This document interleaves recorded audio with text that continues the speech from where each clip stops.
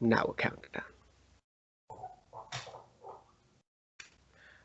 Good morning, good afternoon, good evening, wherever you are. My name is Pat, the P in JMPR Gaming, and as always, I am here with... Matt. Hello, everyone. And we are here for MPC on MCP, and today we are looking at a affiliation which is not the biggest. It's maybe not the best, but it's probably the baddest, and that is Black Order. Yes. And as always, this podcast format will be a little bit of an introduction into the characters, some of their tactics cards. Then we've got two lists Matt has brought up, although he has sent me many links with pictures in, so I'm slightly scared. Slightly different this week on that side of it. Okay. Cool. We'll see. We'll see. Oh, excited. And then we'll go into a few comic book recommendations, a little bit of a shorter section than normal, only because the Black Order are relatively new, and so have not been in all that many issues. And then we'll be having a look at Sin's card, which is very cool. But before that, Matt, how are you? I am splendid. Thank you, Pat. How the devil are you? I am okay. I'm good. I went out for a big long walk yesterday, about 18 miles. So my legs are even. So you got one. Yeah, both my legs are quite sore today. But no, it's been nice weather, so I thought I had to get out yesterday. Yeah, we had quite the MCP news drop over the last couple of days. I think Since we last recorded a podcast, the guys at AMG did a nice little stream with the Brotherhood, showing off 3 new characters in Mr. Sinister, Scarlet Witch, and Quicksilver. Obviously, 3 characters we knew were coming and have seen the models for, but I hadn't really seen them in action, so that was cool. A lot of sneak peeks into what these characters are going to be able to do on the battlefield. Yes. Quicksilver is very fast. Mr. Sinister has a mad-looking beam attack, builder attack with tokens and everything. And Scarlet Witch is absolutely bananas. Doesn't matter if you hit or miss. She's going to hit. She's going to hit. Even Scarlet Witch is going to hit. So that's very cool. Cannot wait to see the actual cards for those fighters. And on that note, today actually we had the panel to play on Quicksilver, just going over a few things that we would have seen on stream. The fact that he's a long mover, and when he moves long, he's got some defensive buffs. He can increase his dice to his attacks when he moves fast as well. And he's got a cost to move long ability, which is pretty good. Yep. Especially in the Brotherhood, where you could probably have that 2 power on turn 1 quite easily. Very much so. Yeah. And we also saw the model a little bit late from AMG. I was hoping for it on Friday. We got it, I want to say Saturday or Monday, maybe even Monday. Yeah, I think it was Monday. Yeah. Of the new Captain America model / Falcon Cap. Yep. Looks amazing. No Beautiful. Tactical rock on that one. We got a tactical explosion. Mm-hmm. His wing going through it slightly is. We'll see what we can do with it. Yeah, because I'm sure we'll be able to do something with it. Generally, not the biggest fan of the explosions on the bases like that. I have a backup, but I'm not going to. You do have a backup. A bit too much. Yeah, all about the official models, but I do have a backup. Yeah, which is also very cool. But yeah, wow, what a model! The motion. It's great. It's great. So much. The outfit is stunning. The paint job's stunning. All we need is the sweet rules injected into my veins. So I'm always up for more Avengers. So as soon as we get his rules, I'll be playing him, no doubt. He's a character I like. So. I'm sad that we haven't actually got a Falcon as well, though, because I would have liked to have had, Cap, Falcon. In we'll get him eventually. I think we might end up with him eventually. Yeah, Sam Wilson definitely will be both Falcon. Yeah, I would like to think so. Yeah, but So that's some MCP news which came out recently. But we should probably move on to the crux of today's podcast, which is looking at the Black Order themselves, the children of Thanos. Oh, yes. I will pass it over to Matt. So, yeah, hit us.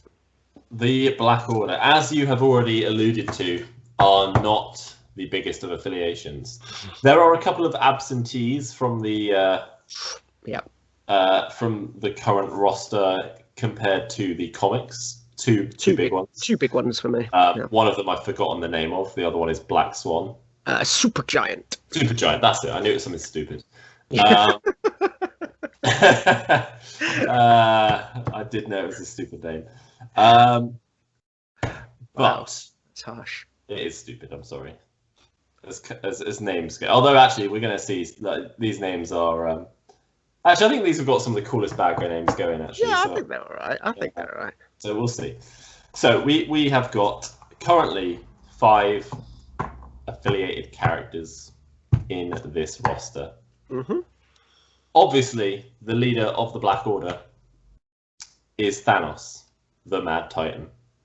You may know him from MCU fame as being the big bad guy over the first 4 phases.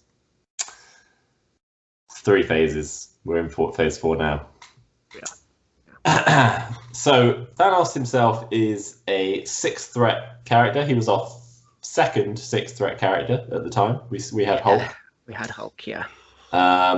Now, we weren't sure what to expect when Thanos came out. Was he going to be super powerful, Infinity Gauntlet wielding, destructor of everything? As it turns out, we'll see. He has 8 health on his healthy side. He is a medium mover. He is a size 3 because he's quite chunky. His defenses are 3 physical, 3 energy, 4 mental. Love it. On a 6th threat character, Pet? It's better than Hulk. You are correct. You are correct. But a pretty solid stat line. Yeah. Medium move, 8 health. You know, defenses are okay. They're okay, exactly. I think if we, without bearing the lead, they're okay. They're okay. His first attack is a 20 dice. Oh no! Wait, no. It's not. Sorry, it's range 2. It's a 6 dice strike. Normal builder. It does have a wild throw, which is nice.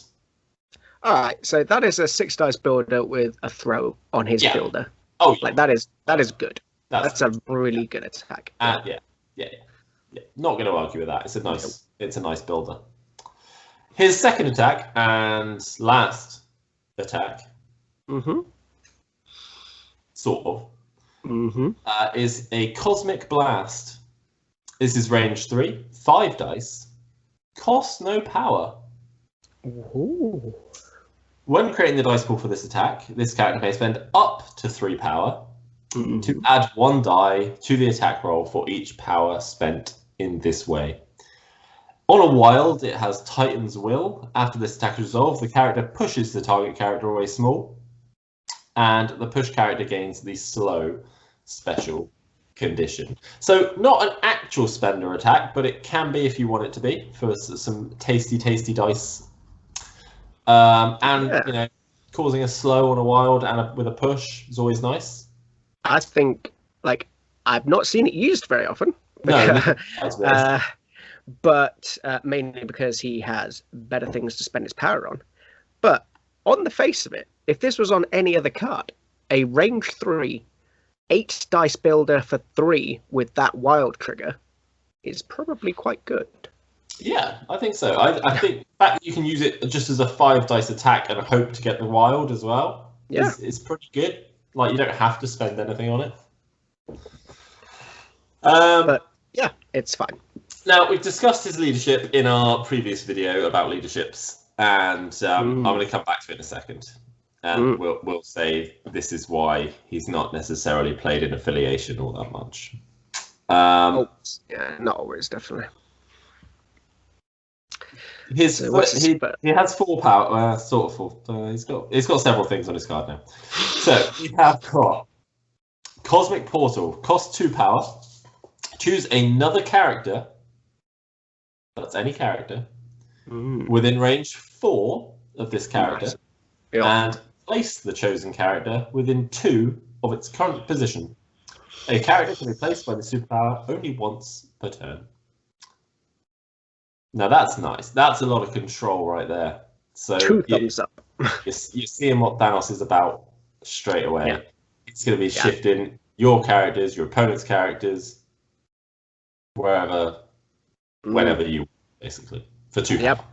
Brilliant. And it's not, this ability can be used once per turn. It's a character can only be moved once per turn. Yeah. Which is nice. He can't choose himself. You cannot choose this. It does say another character. Yeah. His next ability is a reactive power. This is Death's Decree. It costs 2 power again. When another allied character within range 4 of this character targets an enemy character with an attack, this character may use this superpower. If the attacking character is healthy, it adds 2 dice to its attack roll.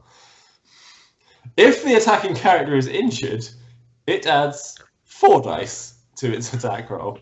Yeah. This superpower may only be thankfully used once per turn. Yeah, this is amazing. Like, how many characters are there in the game where you're just thinking, if I just had 2 more dice on these attacks, it would be bananas. Like most attacks in the game. Oh, yeah. Yeah, this is so good. It opens up a lot of crazy dice pools of attacks if you've got the power to do it. You know, I'm thinking injured Black Bolt. Who doesn't want an extra 4 dice on that Whisper attack? Wow. Yeah. I mean, that's a thing. If I had that, I might have actually hit with it.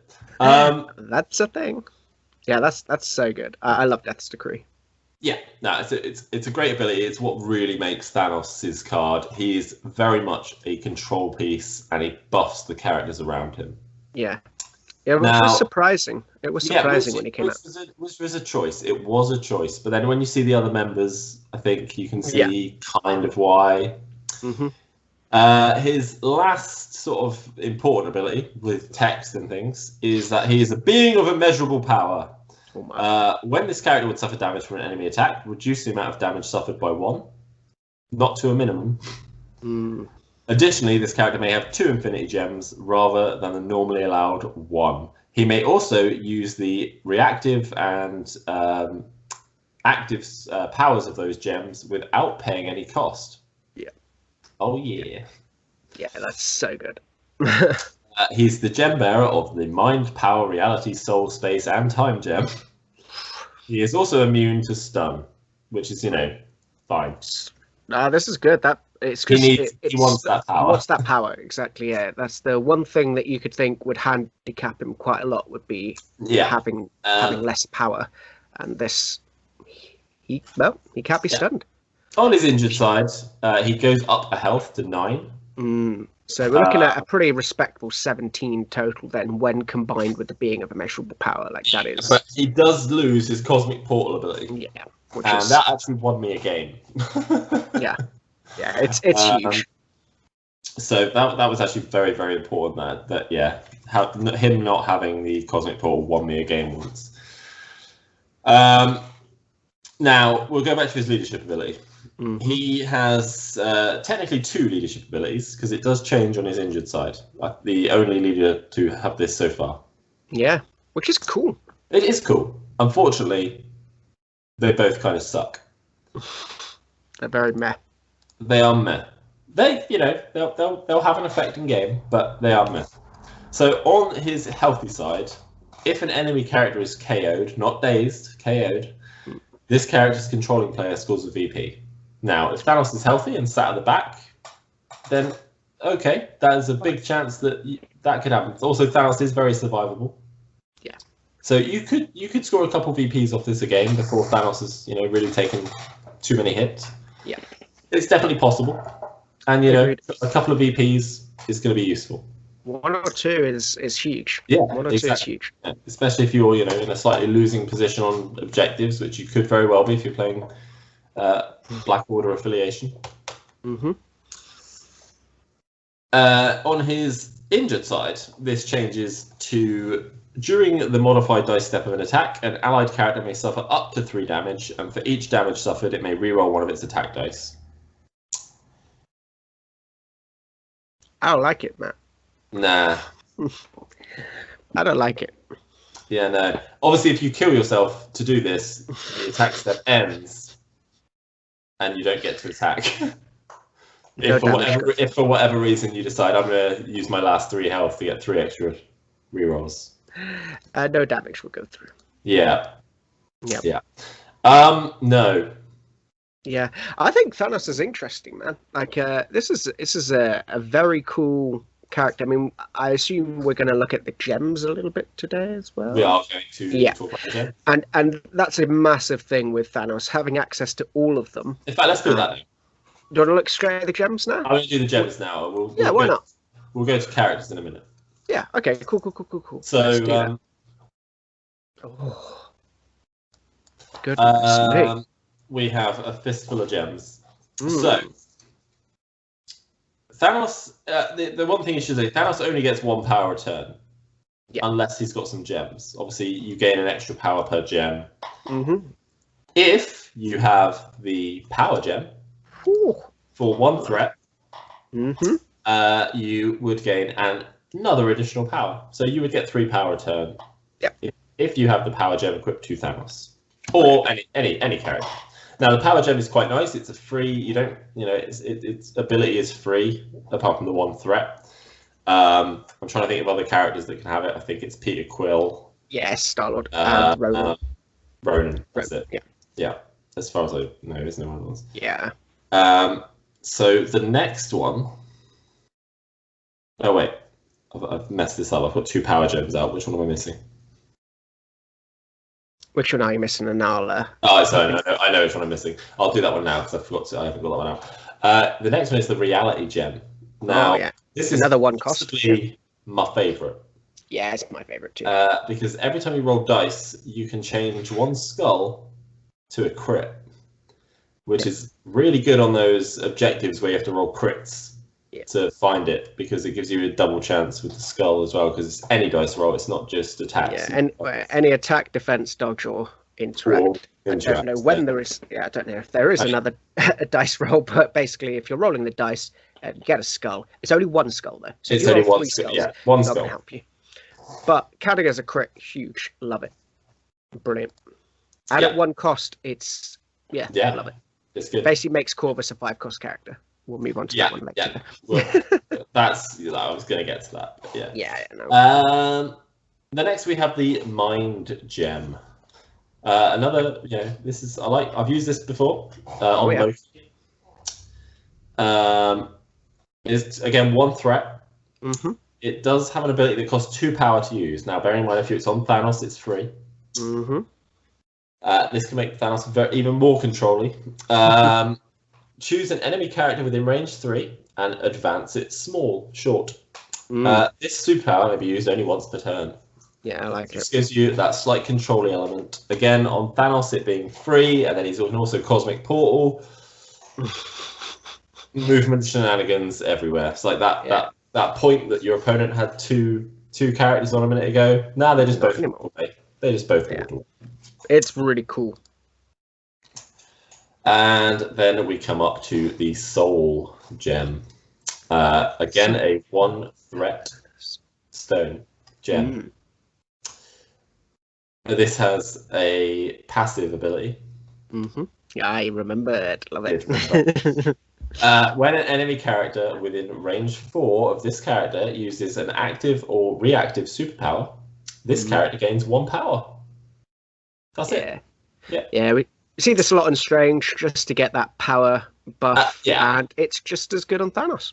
Yeah, it is. It is. Yeah, just another way of just getting more power on a character who loves power. Now, if you are sad that Thanos can't teleport himself with Cosmic Portal, for 2 threat, you can take the Space Gem. Now, this normally would cost 2 power to use.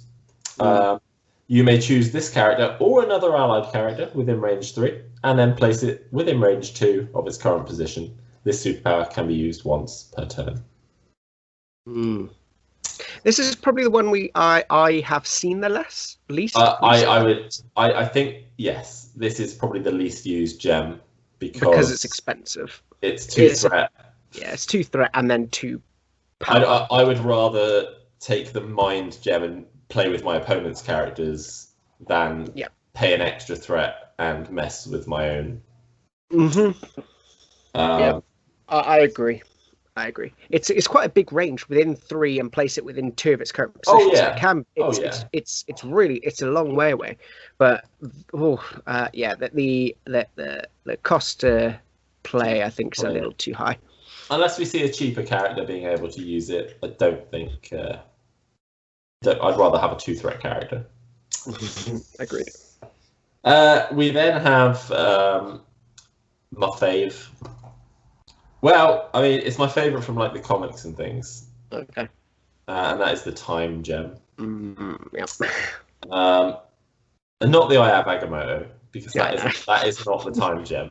I mean, it is in the MCU. It is in the MCU. It's not. It's not. It's not. It's a different thing. It's a thing. It's cool, but it's not the time gem. The time gem, however, Doctor Strange is quite affiliated with. I believe he had it in the thingy run recently. Not recently. Comics. Yeah, he said it a few times. Yeah. It's 2 threat. It costs 2 power to use it unless you're Thanos. Yeah.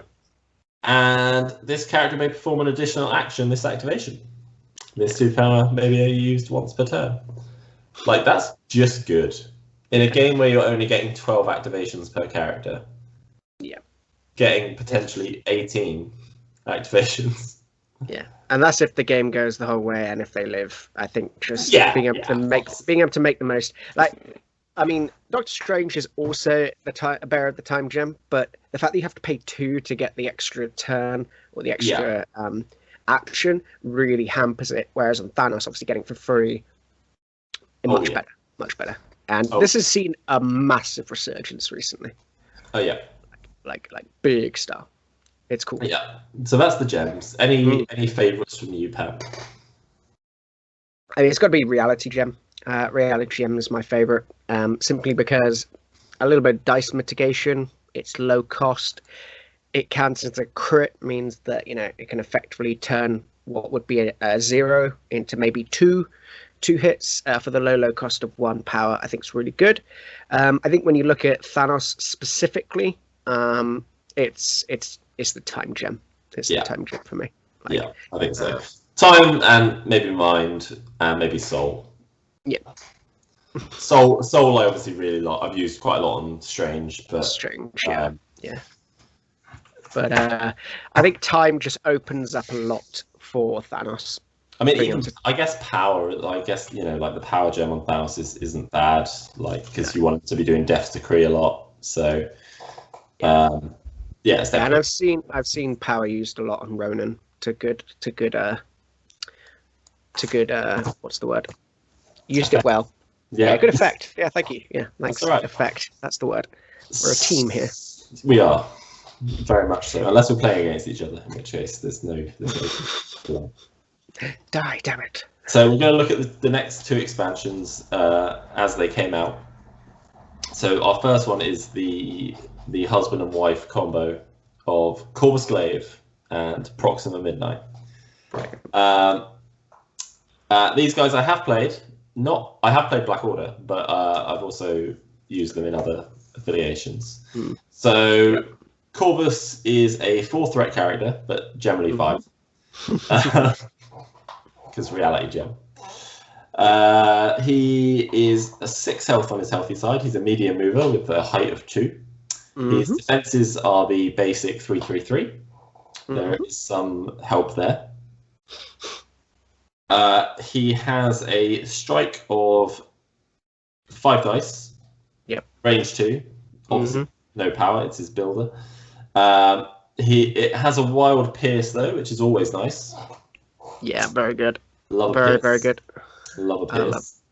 I think that's brilliant. He then also has a second builder, which is nice. It's a range 4 dice builder, but guaranteed 1 power.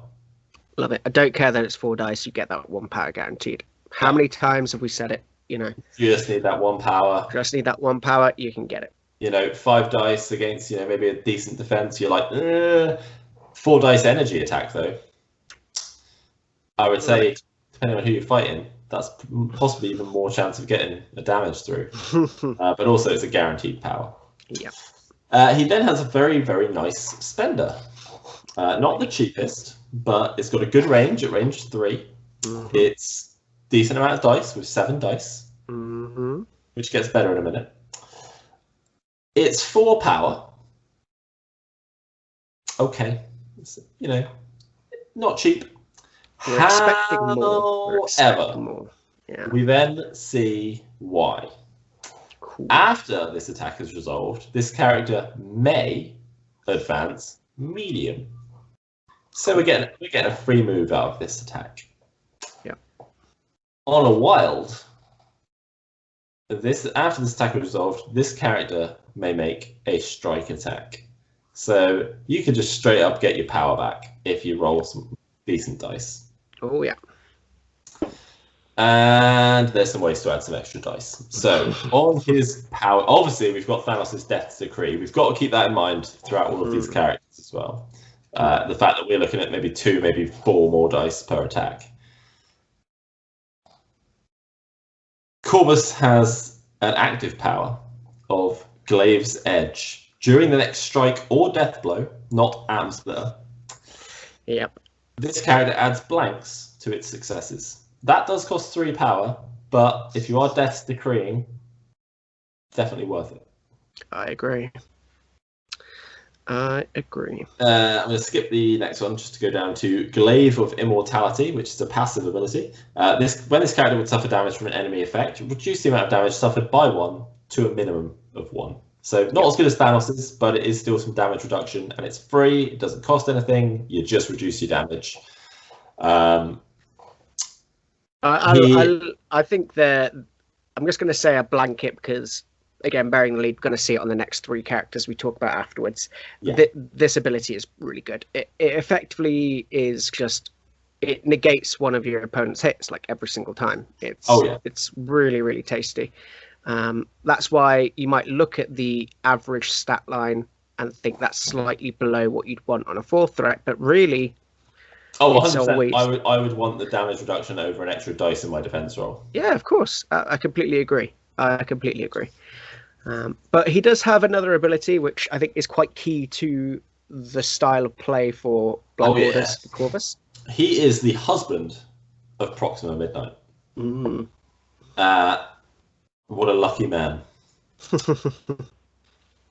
Ish. You mean lucky lady? No, have you seen his face? At least hers is partially covered. At the end of this character's activation, if it is within range 4 of an allied Proxima Midnight, this character may use this superpower. It costs 0 power, by the way. Yeah. If the allied Proxima Midnight does not have an activated token, she may activate at the end of this turn. Yeah, brilliant. Before the end of this turn. Yeah. So you basically can activate both characters before your opponent gets to do anything, which is quite key for a couple of cards. Well, at least one of the cards we're going to talk about in a minute. Awesome.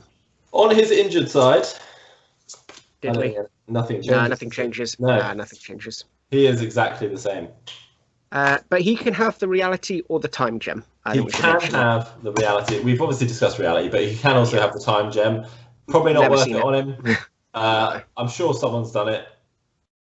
I mean, I love the idea of spending 2 power and just attacking 3 times. Like, that sounds bananas. I think. But if he's got it, whereas if Thanos has got it, you're probably using it every turn. Yeah, absolutely. I mean, there's no reason not to. Yeah. If he's got it, you're probably not necessarily using it every turn. You're using it on that one turn where you need to either move, attack, or attack. Yeah, and you spent 2 threat. Oh, yeah, you spent 2 power to...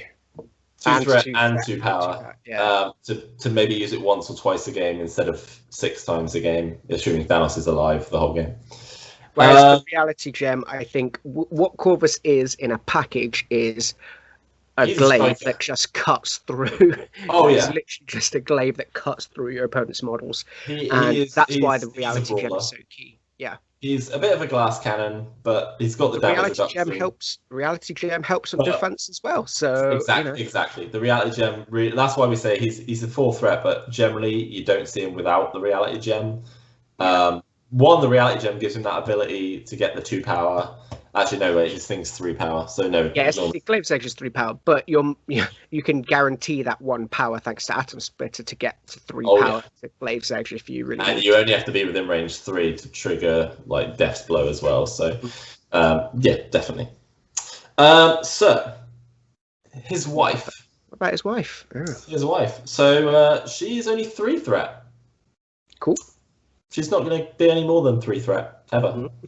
She doesn't get. She does get no gems. She's not no gems. She's not trusted with the shinies. You know, Corvus has not put a ring on it. No diamonds for this lady. Unfortunately, not. Arguably, she doesn't need it. So she is 5 health on her healthy side. She is a long mover. That's key. Which is scary. Yeah, she's size 2. Her defenses are also 3, 3, 3. Mm-hmm. Her strike is also 5 dice. It's also range 2. It obviously costs nothing. It also has Pierce on a wild. Oh, they're so alike, husband and wife. They are such a sweet couple. Yeah, such a sweet couple, just striking and piercing left, right, and centre. Yeah, that's where they kind of end similarly. I'll jump down quickly and say that she has the opposite ability of him. She is the wife of Corvus Glaive. So for 0 power, if Corvus is within 4 and hasn't activated, you may activate him. Yeah. What's really cool is the fact that you can just do it either way. You know, you can activate them in whatever order. Whoever needs to move first or whatever, it doesn't matter. You can still do it. You can still do it, and we'll see later where we have the same ability, but only one way. It's a one-way relationship. We're gonna see. I mean, punching is punching.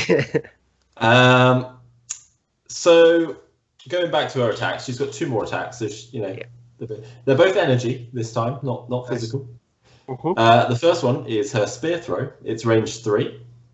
It's 5 dice, no power. After this attack is resolved, place this character within range 1 of the target. Love it. Nice. And bearing in mind she's already a long mover, and then she can throw her spear 3 and just jump next to whoever she just speared. Doesn't have to do any damage. It isn't a wild. This is just a thing. On a wild, however, it does then poison the target. Yeah. I do like a bit of poison. Yeah, it's underrated, isn't it? It's not the most common of conditions, but yeah, it's very annoying. Yeah, it's very annoying. Just to lose 1 power during the power phase is very annoying. I just want to say that she doesn't gain any power from that attack. It's not a builder, it's not a spender, it's a jumper. It's just that's cool. Yeah. Yeah, it's a repositioning ability. It's good. It's a bit like that utility attack that some characters have, like Cap Shield Throw, for example, where you're not going to use it all the time, but when you do, it's just there for it's there for a reason, but you're going to be using it for a purpose. And we'll get to a card. I might jump to the card after this to explain why that's kind of good. Her last attack is Quantum Starburst. It's a range 4 energy attack, 6 dice, costs 4. Yeah.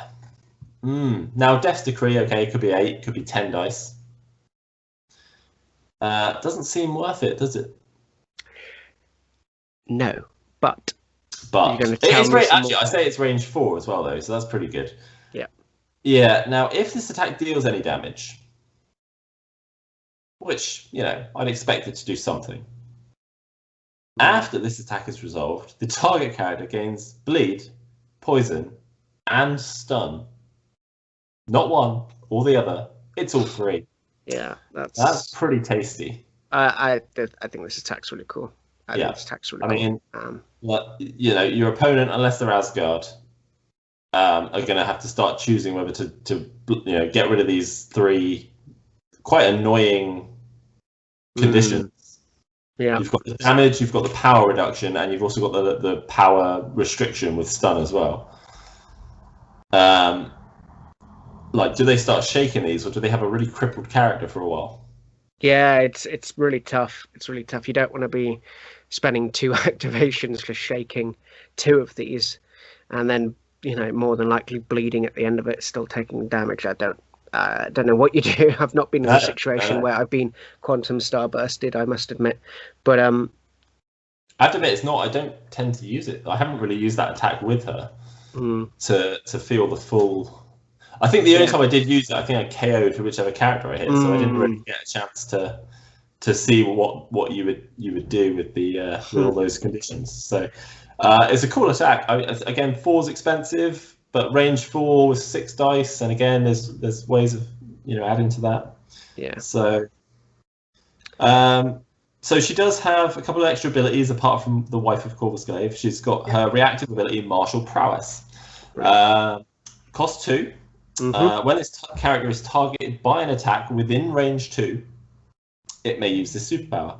Instead of rolling dice equal to its defense, you roll 5 defense dice, and if you suffer no damage from the attack, after the attack is resolved, the attacker suffers 2 damage. Yeah, this is cool. I like this, especially against some of those weaker characters. If they've run in to fight her, and they've got maybe just a 4 dice attack, or even a 5 dice attack. It's not a guarantee. Spending the 2 power to get 2 extra defense dice. You'll see. You'll see the next ability as well. Yeah. So I'll add it now. She's also has invulnerability. She reduces damage suffered by 1 to a minimum of 1, so you can't get rid of all of it. But 5 defense dice, and you're minusing 1 damage already. There's a good chance that whoever's punching you is taking 2 damage. Yeah. For 2 power, which is really good. Wow. Yeah. That's a nice combo. Nice combo. Yeah, it's a nice combination on the card. Again, her injured side does not change. But no gems for Proxima. No gems, but I think long mover, cost 3, decent attacks, martial prowess. I think there's nearly no times you taking Black Order and you're not taking Proxima. I feel like Proxima and Corvus are really the key. Are the key. I think you could probably argue you could play Black Order without Thanos, and just not worry about the leadership ability because it's a bit trash anyway. Yeah, I think there's definitely some threat levels where you're thinking, you know what, actually it might not be worth me taking this 6 to 9 cost Thanos. Yeah. If I can have Corvus and Proxima and the other characters we're about to see. Now, I'm just gonna. Sorry, you were gonna say something before. No, I just said I agree. I agree. Yeah. Now, what works quite well with them as well. I'm just gonna jump to a tactic card here. It's one that came with them. This is not a Black Order card. It's a Corvus and Proxima card, though. So if you wanted to include them in another list, Criminal Syndicate. This card is available to you. This card is still available to you, and if you're taking them, I think it's worth taking this as well because of the ease of setting it up. It's called Execute, which might give you a general idea of what's going to happen right now. Yeah, there we are. It's unaffiliated. It's reactive. When Corvus Glaive targets an enemy character with an attack that is within range 1 of an allied Proxima Midnight, or when Proxima Midnight targets an enemy character that is within range 1 of an allied Corvus Glaive, both characters may spend 2 power to play this card. So it's expensive. I'm expecting something to be good here. The enemy character rolls no defense dice during that attack. And Corvus Glaive just killed someone. Doesn't matter how much health. I mean, even Proxima could probably do it as well, Yeah. but Corvus is the one. So what this is what happens in my head. Yeah. Proxima spear throws Nice. into an enemy character. Now within 1. Doesn't matter if she does any damage. Like, hopefully, maybe, you know, chips away a couple of damage. I'm thinking a big character. You know, something Hulk-like or Thor shaped. Yeah. You know, someone tough, and you spear throw in. You move in within 1. Yeah, maybe you did 1 damage. Maybe you did 2. Who knows? If it's Hulk, you probably did like 5 damage. But She-Hulk, maybe not so much. You're now within range 1. Doesn't matter what you do with the other activation. You know, you probably moved or something. Yeah. Hopefully you've got some power. Obviously, don't do it if you don't have the power. You make sure you finish your move within range 4 of Corvus. Mm-hmm. He then straight away activates. Yep. I mean, if he's already in a decent position, you could just go, right, I'm within range 3. I've got some power. I'll death blow. They activate this card, spend the 4 power between them, and that target either takes a massive beating or just dies. And obviously, just no defense dice. So it's a good card. It's expensive, but I feel like those 2 with that card can just take out a character. And I mean, if you're doing it and you've got Thanos on the table, that's a victory point. Potentially. Potentially. You might just daze them, of course, but So that's Corvus and Proxima. I like them. I like them a lot. I think they're very good together. I think you generally run them together. I think you genuinely have the reality gem on Corvus if you've got him. I think they fit in other affiliations, which is quite nice. I think Proxima by herself at 3 threat. As a beat stick, I think really you're only looking at Valkyrie and maybe Domino now that she's coming out as being able to dish out more damage. I'm not convinced Domino deals more damage, but I think she might. She might. Yeah, she'll incinerate someone and then just lucky people to death. Yeah, you're right. You're right. Okay, so next 2 characters. I'm just gonna decide randomly. Who have we got? Big boy or little boy? Go left or right hand? Left hand. Okay. Big boy? It's the big boy. It is the big boy. It's the big boy. It's Black Dwarf. Otherwise known as Black Dwarf. Otherwise known as Cull Obsidian from MCU. Cull Obsidian, yeah. Why? I don't know. Tell me about Black Dwarf. Black Dwarf is he's the biggest member of the Black Order. Mm-hmm. He's very large. He has a big axe. He has some armor. That's it. I was done. Oh, okay. I just did to describe him. So he is 4 threat. Okay. He's only got 6 health on his healthy side. Yep. He's a small mover. Oh dear. He's height 4.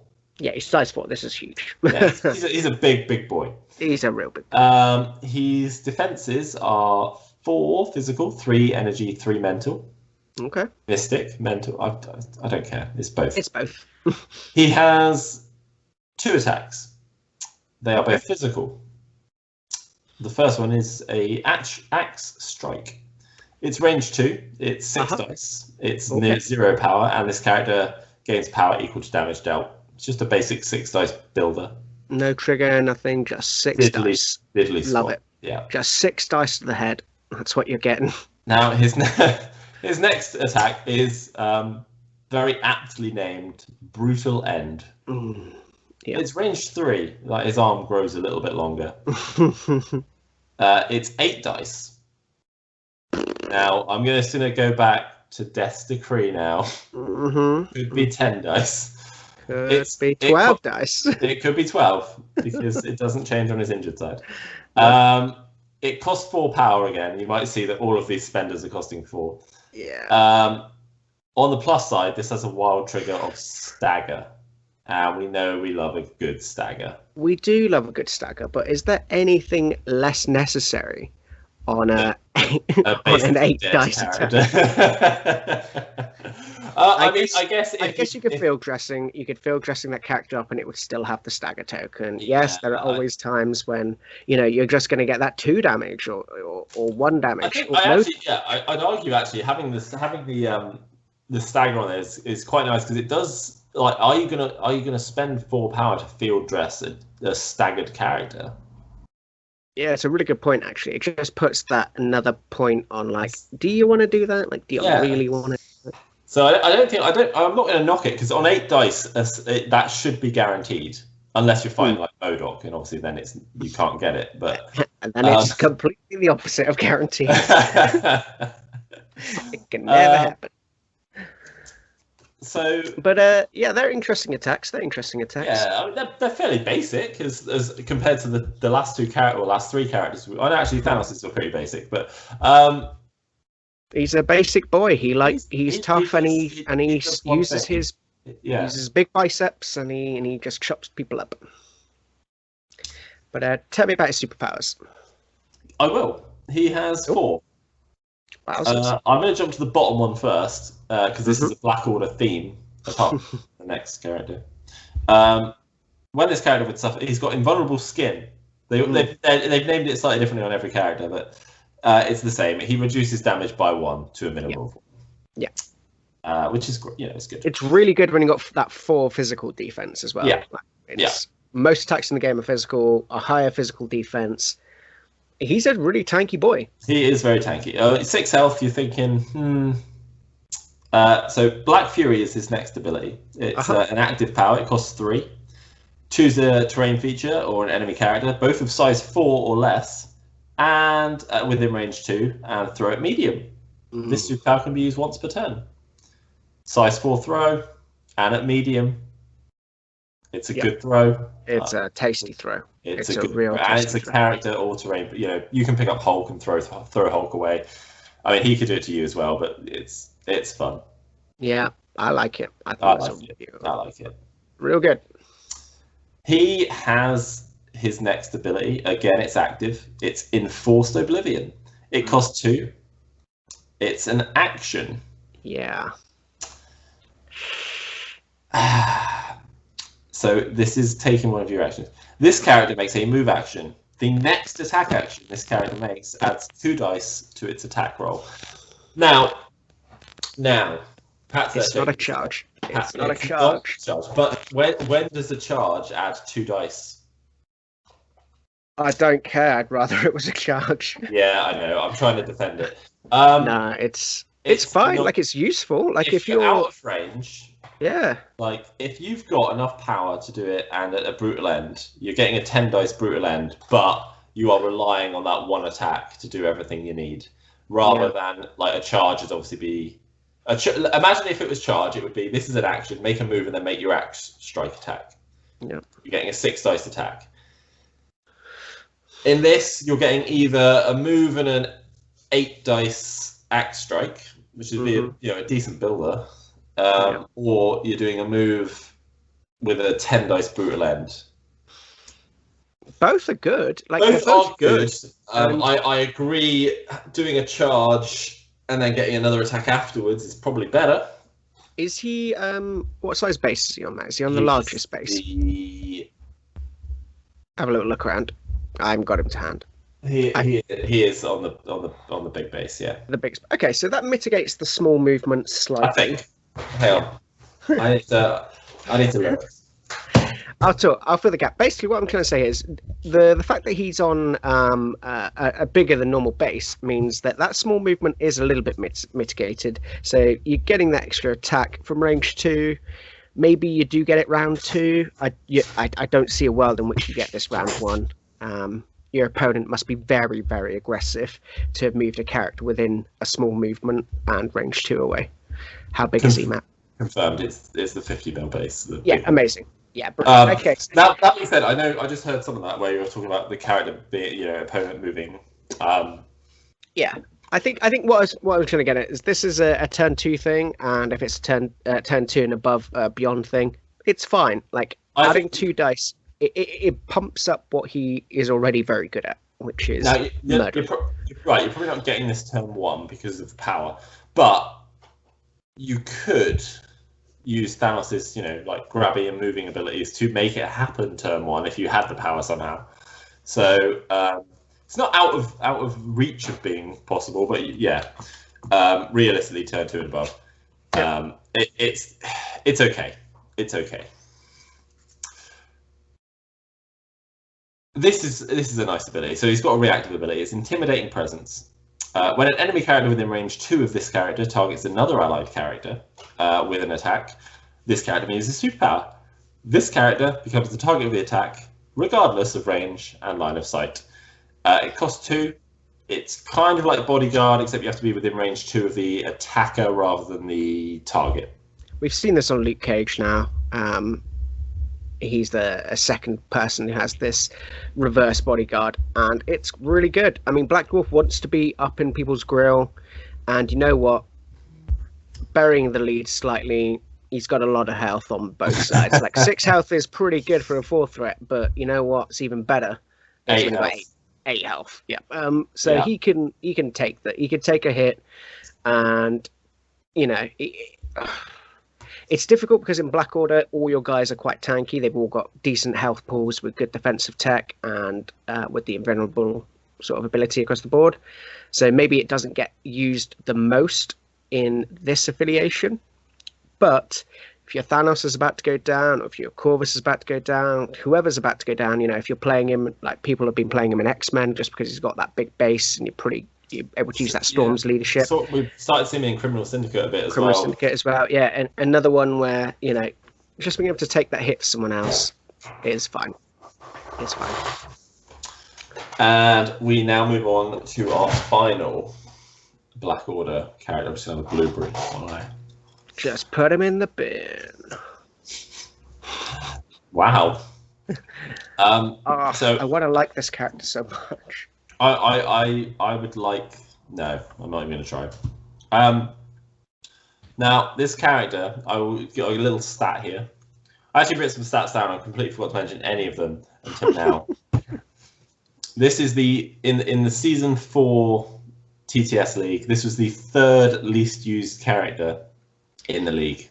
Not surprised. 2% of total rosters had him. I'd love to know how many times he was actually played as well, but I doubt it was many. Might have been 2. This is Ebony Maw. Oh, it went invisible again. Yeah. Now, I'm sad because in the films, Ebony Maw was really cool. In the comics, Ebony Maw was pretty cool. In the comics, he's amazing. Yeah, in the comics. Crisis Protocol, they've got him right. They've got him right, but for some reason, as a whole package, it just doesn't seem to work. I'm sure it works. He's just too expensive. I think this is the issue here. Let's hit off the card and then we can discuss it. Yeah. Here's threat 5. Straight away. And you're going to see there's a lot. More MODOK. Yeah, and I think that's who he gets compared to quite a lot. Yeah. He's got 7 health on his healthy side. That's really good. I'm happy with that. He's a medium mover. Okay, this is fine. He's size 2. Mm-hmm. His defenses are 2 physical. Okay. 2 energy. Okay. 6 mystic mental. I like. Interesting. He has 2 attacks. Okay. They are both mental mystic, which is now how we describe all of it. The first one is called Black Tongue. It's range 4. Love it. It's 5 dice. Absolutely it fine. Obviously costs nothing because it's his builder. Mm-hmm. On a wild, after the attack is resolved, you may advance the target character short. Okay. And it's a guaranteed 1 power. It's not a builder as such. He doesn't have a builder, and he costs 5 threat. A proper builder. He has a guaranteed 1 builder. Yeah. And you'll see why he needs that power. Yep. In a minute. not the 1 power. I mean, this is why he needs a real builder. His second attack, if you ever get it off, is Herald of Doom. It's also range 4. Okay. Like you can see where this character wants to be, and it's not near near anyone. You think, why? With 7 health, you know? No. It's range 4. It's 8 dice. Again, it costs 4 because that's what all the Black Order attacks cost. Apart from Thanos, but he doesn't count. Now, the target character does not gain power for any damage dealt by this attack. And it's just, I love this ability. Beautiful. It also has a wild throw. If the target character is size 2 or less, after the attack is resolved, it can be thrown short. That's it, though. They're not getting any power, but it's only a little throw at the end.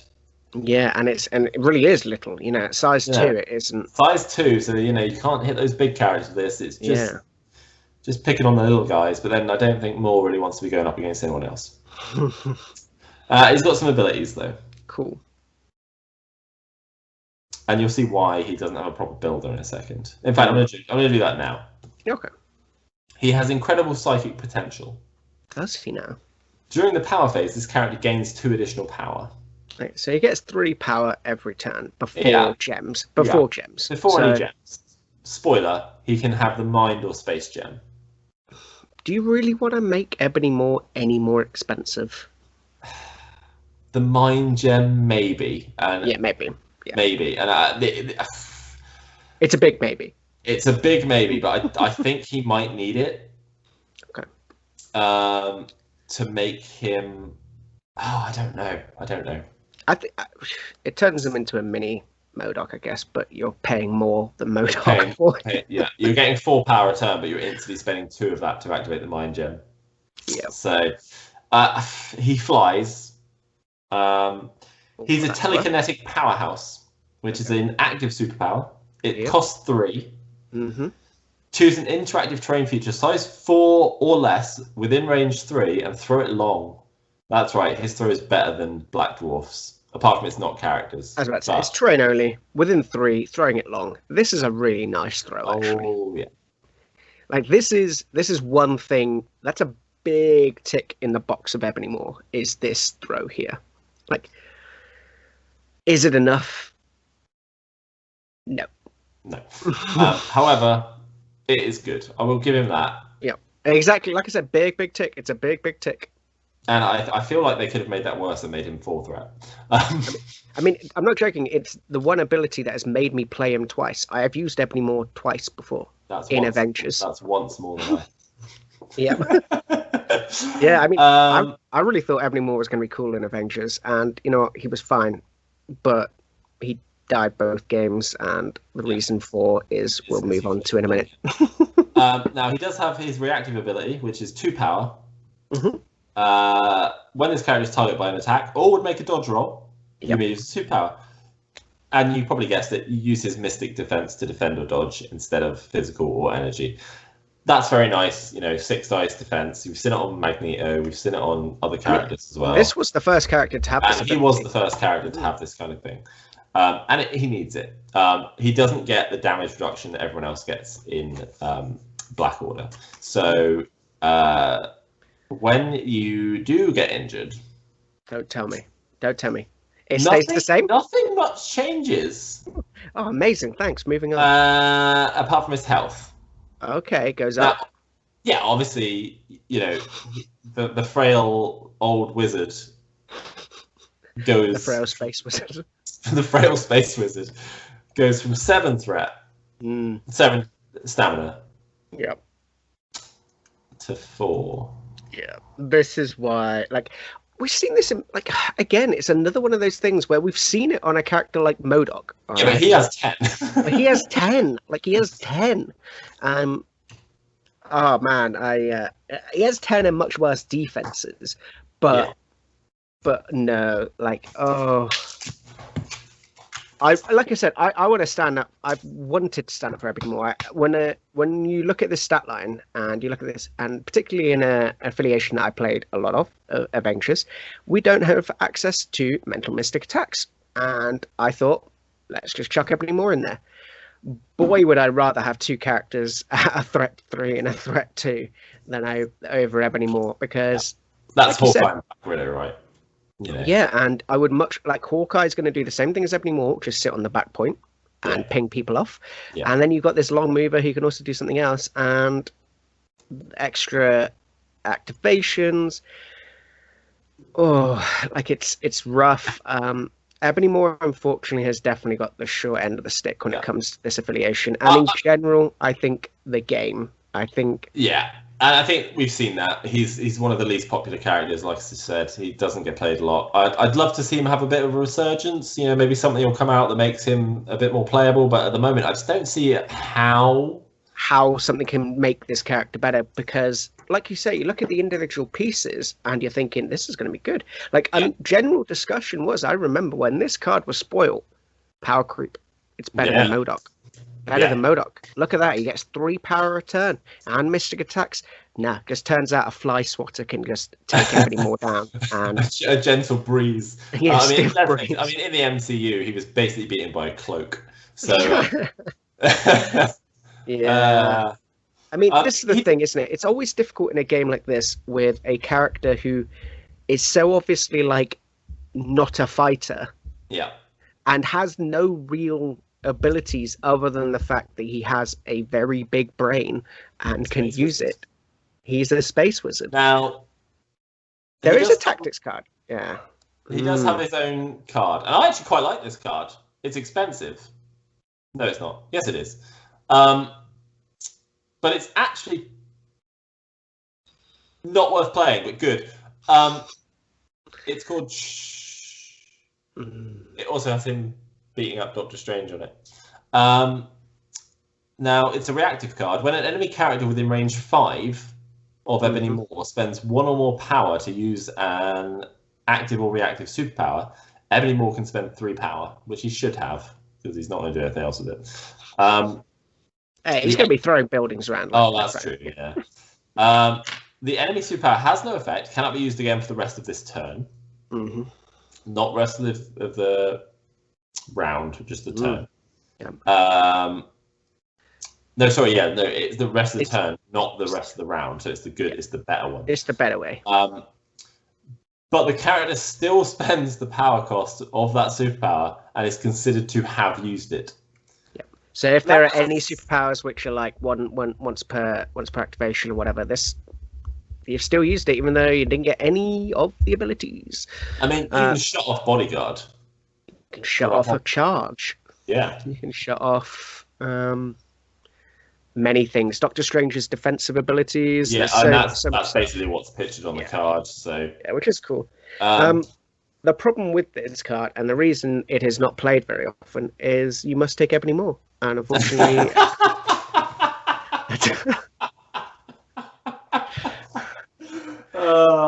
yeah. So that's the downside is it's Ebony Maw's card. And that is the only downside because the card is sick. Yeah, that's actually... I would love to see something else like it, but for a better character. You probably couldn't. No, because otherwise it'd be too good, yeah. I don't know. I don't know how you fix Ebony Maw. I hope someone comes up with a way of using him that is semi-effective. I think apart from being I struggle to see how a mid-range sniper who sits on the back point and maybe shushes someone once a game. Now we've got 4 of the tactics cards, which we'll quickly delve into, and then we will get some lists looked at. Now we have got the 1 more unaffiliated one and then 3 affiliated. I'll go quickly jump into the unaffiliated one. This is a Thanos only card. It's called Power of the Cosmos. It's an attack card. It costs 4 power to use this card. I'm going to say it now. It's not worth it ever. I don't care what anyone says. It's never worth it. Thanos may use the Power of the Cosmos attack above once per activation, Add 1 to the range of this attack for each Infinity Gem this character has, up to a maximum of A5. Oh, it's an area attack, I should point out. Yeah. Now, we can only have 2 gems, so... It's A3. I don't know where the rest of this is coming from, but I guess future-proof. It's for the ultimate counter. Does he get to use this in the ultimate counter? I'm going to say yes, because that would be the only way you could get to A5. Unless they're future-proofing, like a Super Thanos, and you can still use this card. Anyway, any enemy character damaged by this attack is pushed short away from this character. The attack itself is Area 1, obviously up to Area 3, or apparently Area 5. 6 dice, no power attack. Apart from it costs 4 power, so it does cost power. That's the thing. Like it's actually a really good attack, but costing 4. That's 2 death decrees. And that's not what Thanos wants. If you're in a position where that's going to catch a lot of characters, Thanos is in the wrong place. Thanos is probably dying. Yeah, he's not. Yeah, like, he's not that survived. Like he's survived, but I've had Thanos taken out turn 1 because I foolishly moved him too far.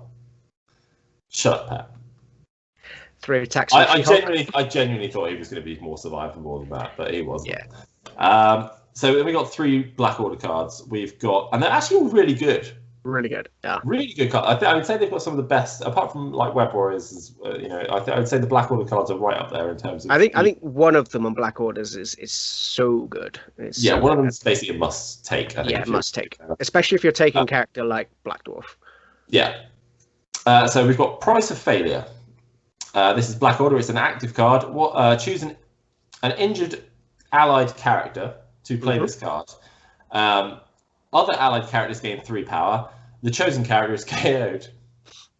You don't fail Thanos because he kills you and takes your power. Yeah. Well, actually, the other people, the way I thought it was, is the other guys were so inspired. They were like, "Oh God, like we can't die to Thanos." Yeah, basically, Thanos walks up, punches. I like on the card that it's Black Dwarf that's kneeling down because I would not be using this to kill off Black Dwarf.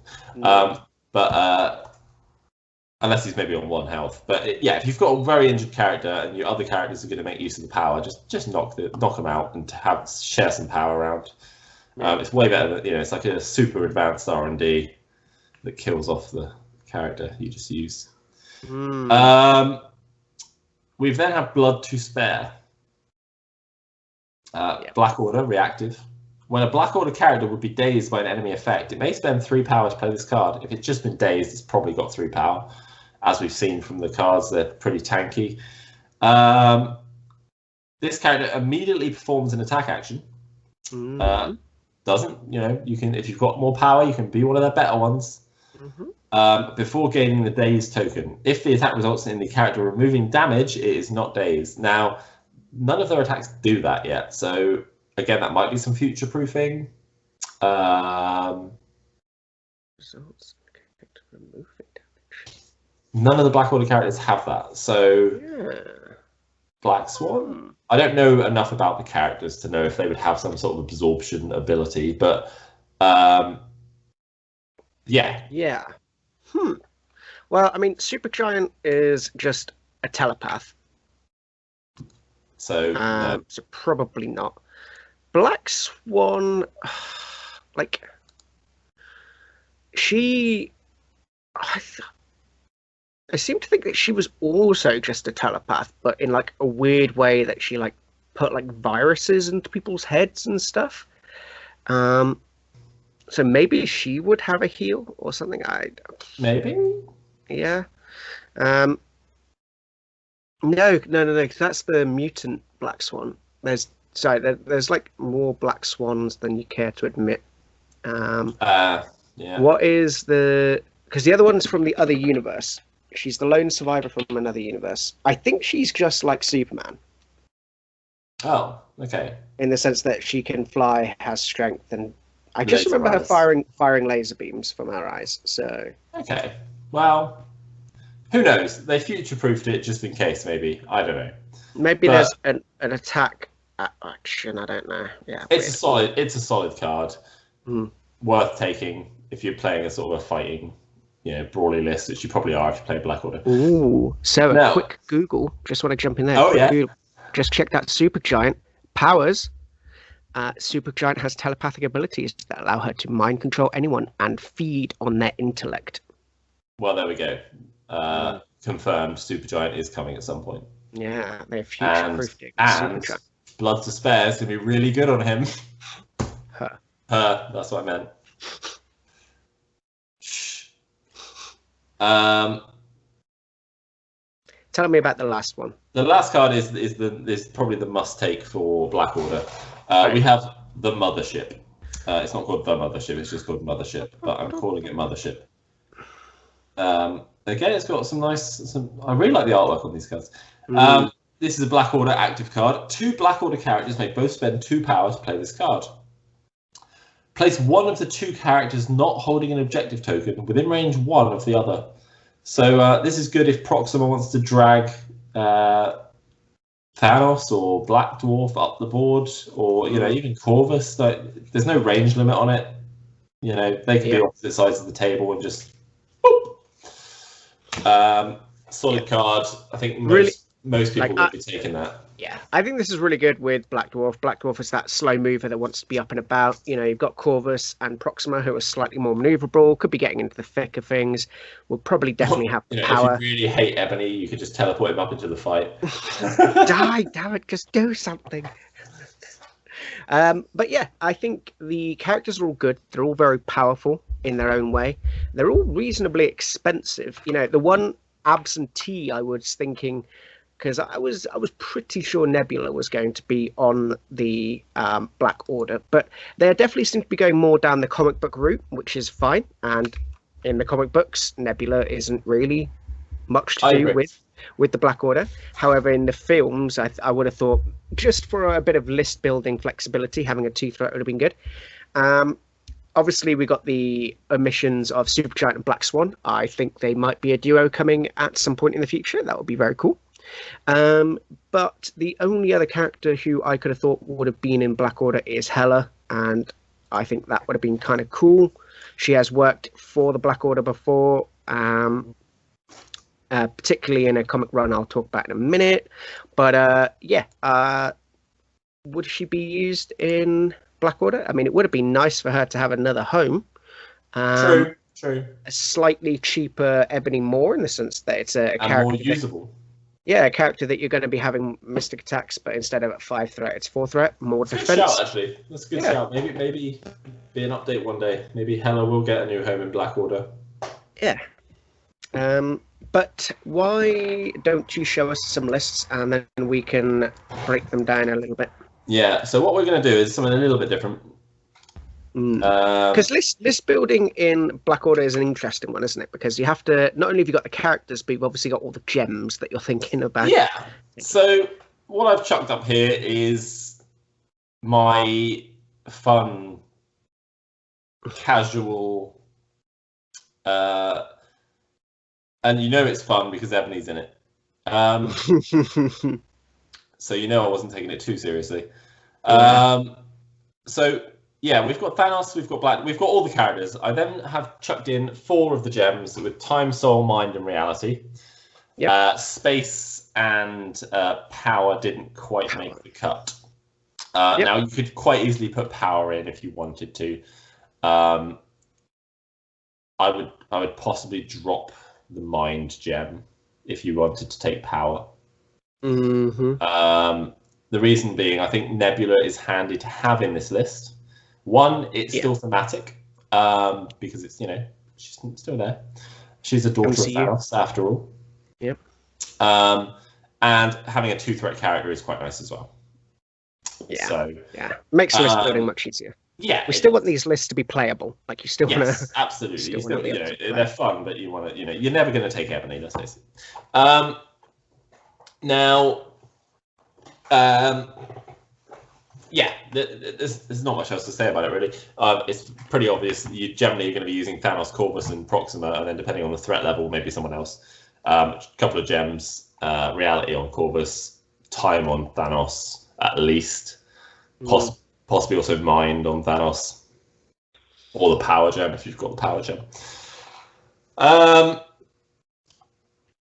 Tactics cards, I have gone for quite a punchy list. So we've got those all of the ones we've talked about, Blood Spare, because Ebony is in the list, so the card is in the list. Price of Failure, Mothership, Power of the Cosmos. Again, I'm not going to. That wouldn't make my 5, I don't think, ever. Neither would Shush, because Ebony wouldn't be in the list. Execute. We've got Bitter Rivals, which again is a good card, and I've chucked in All You've Got as well, because. So I didn't give it any of the healing cards this time. This is, I think, the first time we've just gone. Do you know what? Sod it. I've just gone for a punchy list. Now, what I would probably do realistically, I'd probably drop for Grievous Wounds. And I'd probably drop Power of the Cosmos for one of the healing cards, really. I think if you wanted to make this maybe slightly better. But I was trying to get all the cards in there, so this is what I've gone for. Yeah, that's what you look at in the theme lists. Yeah. And I'm assuming Crises, I'll just take your pick.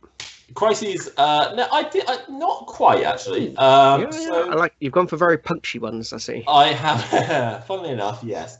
So we've gone for Montesi because what Ebony Moore needs is a spell book to actually maybe learn how to be a good wizard.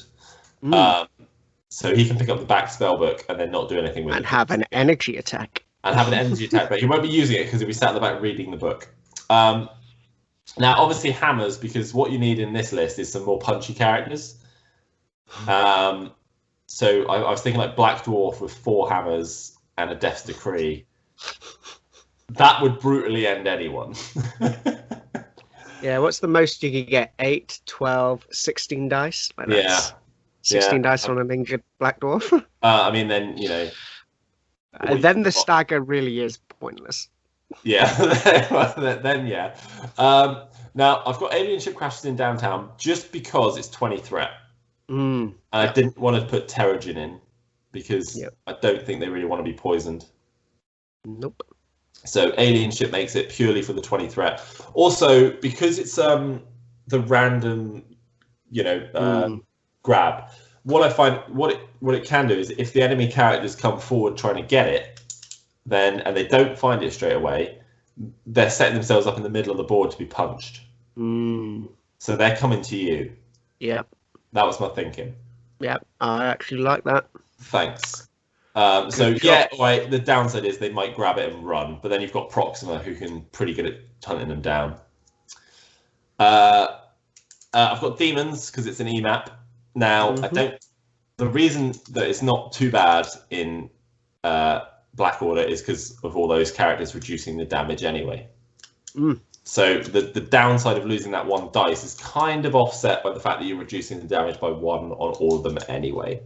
Yep. Not ideal, but it's there. And it's 19 threat as well. So again, a nice high threat level to get as many characters in as possible. Obviously making reference to the fact that you get incinerated on demons. Yeah. For those that don't know. Gamma, because again, EMAP, we want to be punching people. Might as well just queue them up to knock them down. And not only that, Thanos just pushing people away, moving them off the points, getting them injured. It's really good. I think again, the mind gem in this one, you're like, you've only got 1 damage left. Mind gem you off the point and into danger zone. Yeah, you're not scoring the point now, and you're getting you're dead. Yeah. And Mutant Madmen turns City Centre into Lethal Amusement Park 1 because it's fun.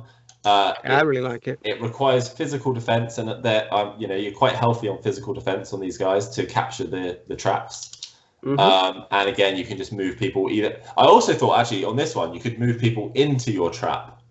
So I was like, that's actually a sneaky way of getting some damage in potentially. Sort of the opposite of Gamma, isn't it? It's you're pushing them into you capture the point and then wait for them to activate and then move them into your trap. I thought it's not a guaranteed damage or anything.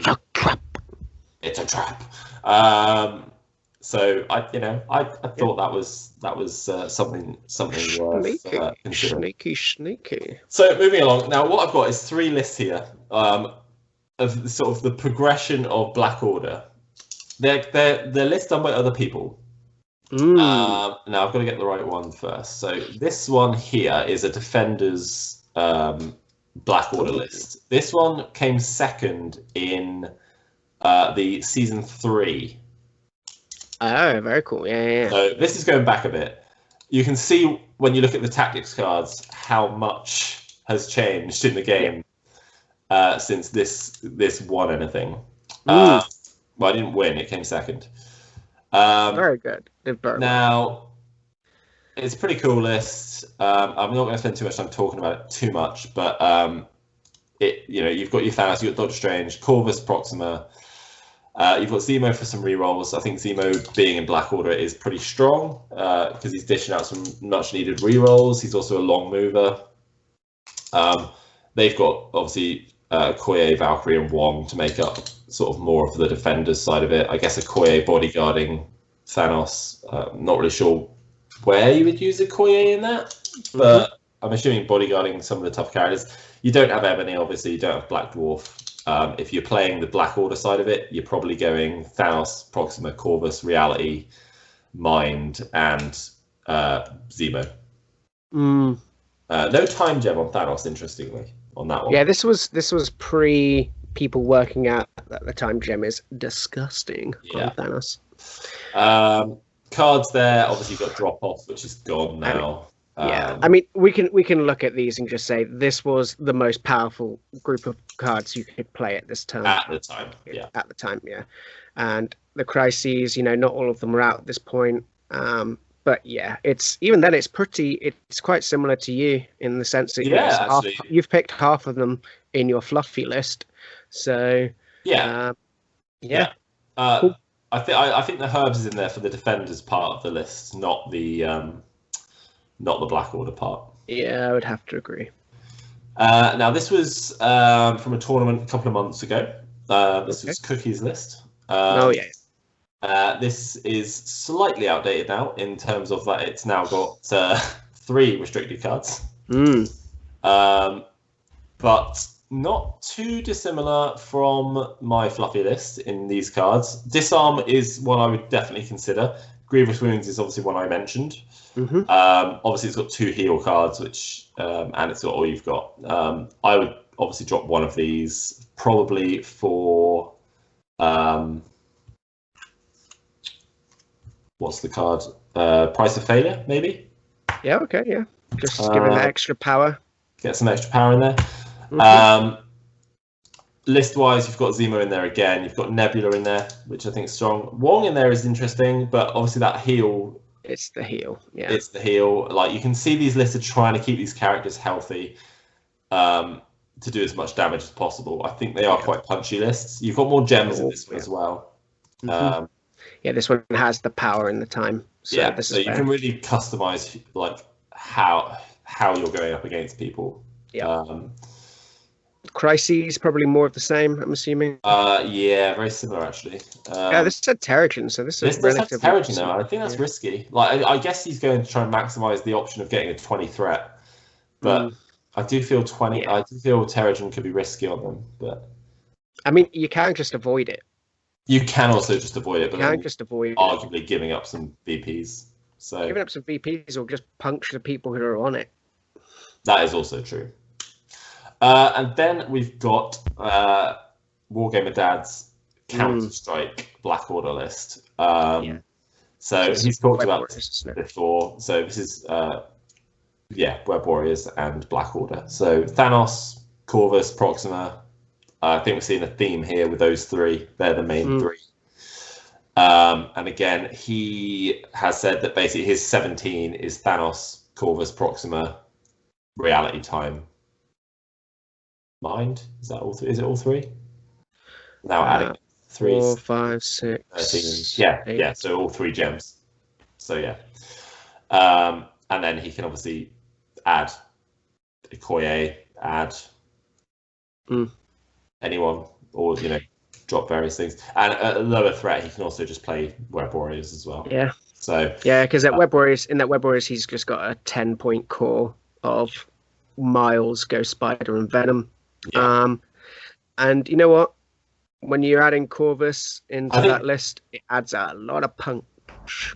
You can also stick Thanos with them and just to pump out the Death Decree on the Counter-Strike attacks as well. So I mean, Venom loves Thanos. I should say. Yeah. Do you know who else I found loved Thanos when I was playing against them? Winter Soldier. Yes. Yes. Winter Soldier's assault rifle, and when he's doing his like shooting attack out of action, really loves the Death Decree. Oh, I bet. Yeah, that was quite nasty. Tactics cards there, we've got Advanced R&D, all webbed up, Blood Spare, Bracer, Impact, Execute, Lethal Protector, Med Pack, Mothership. Again, we're seeing Mothership in almost everyone. We're seeing Blood Spare in almost everyone. Fusion of the Web Warriors and... yeah, you've got Lethal Protector in there, which... Lethal Protector is not just Web Warriors, though, is it? It's just a Venom. It's just Venom, yeah. It's just Venom. That's a nice card, so you can play that either way, whether you're just including Venom. You probably don't play Venom unless you're playing the Web Warriors, but...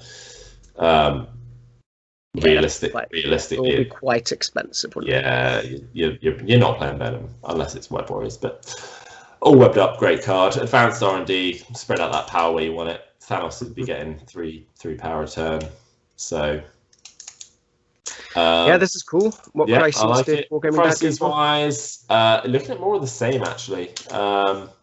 I mean, what we're seeing here is we like Montesi, we like Demons. I'm surprised Dan didn't go for Gamma, but I guess that's to defend against, like, when he wants more options for the Web Warriors, I think, as well. Yeah, I think he wants to go a bit more wide. I'm assuming Fisk is for Web Warriors as well. I don't think Black Order hates Fisk either, because you can just focus on one side if need be. True, I was thinking because it's 16 threat. True, it is 16, so it's a lower threat. He wants to play 17 with the... Yeah, drop a gem. You can always take it. Yeah, true. Drop the Mind Gem. Yeah. But it's cool. But yeah, it's cool. So I didn't want to come with lists where I was sort of like guessing. Yeah, I think I said to you, didn't I? Like, might have been yesterday, might have been this morning, where it was just like, I'm glad you opted to take Black Order because I didn't have a clue where to start. And it was definitely a faction I wanted to talk about. And when it came to the list building, I was like, yeah, it's easy to build a fun list with them, and you can go really heavy and just start punching everything in sight. But actually, trying to play them and win consistently would take some practice, and I think takes a slightly more skilled player than I to fully. No, I'm okay with that. You just got to put the time in. I'm always going to be playing for fun more than to win every single game. But so I mean, I just wanted to show sort of some of the progression we've seen from this list. Now, only 8% of the players used Black Order in affiliation in the second half of the Season 4 league. Okay. But then, which is the fourth least used affiliation. Mm-hmm. However, Thanos appeared in 15% of lists. Okay. And Corvus and Proxima are in 10%, so they're appearing in more than. They're appearing out of affiliation. Out of affiliation, yeah. Yeah. Which is boosting their numbers quite highly. I think that's clear to see. Like they are the powerful core that you're seeing in pretty much all the Black Order rosters. Yeah. Thanos works brilliantly outside of Black Order just because of Death's Decree and its ability to influence the battlefield with gems, for example. And Corvus and Proxima are, an 8-point core. 7-point core, but will probably always be an 8-point core. Yeah. Which you've used in Criminal Syndicate, and I think maybe used slightly more when we get Sin and Crossbones on the table to really have this faction that can control who gets the priority token and when gets priority token. And I just think that ability to do the killing stuff as well with Corvus is pretty key.